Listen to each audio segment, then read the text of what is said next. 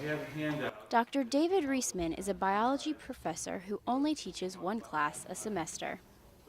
Something Representative Merle Smith thinks is a waste of the university's resources.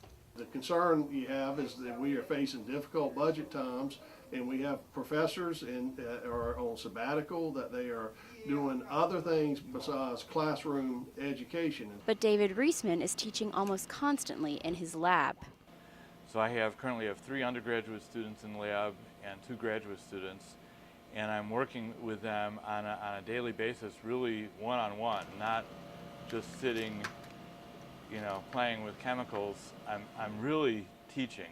And that teaching takes up a lot of his time. I've had people actually stay through the night doing research, and I'm on the phone with them, or I'm stopping in late at night, or I'm coming on the weekends to either to do the research or actually to assist them and to teach them.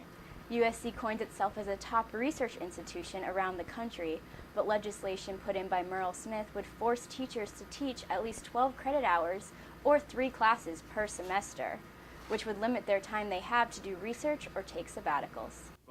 Representative Smith thinks that the more a professor teaches and the less he has time to research, the better it would help the state's budget. And at this point in time, when we are hearing that there are difficult budget times, that there are, that universities are struggling, sabbaticals need not be a part of the agenda.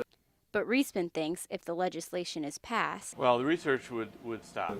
And those who do the research say cutting it will not help the state's budget. Annual basis now, we're averaging about $220 million a year in grants and contracts.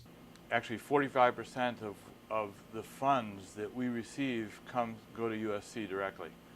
So if I get $1 million grant, the university gets $450,000.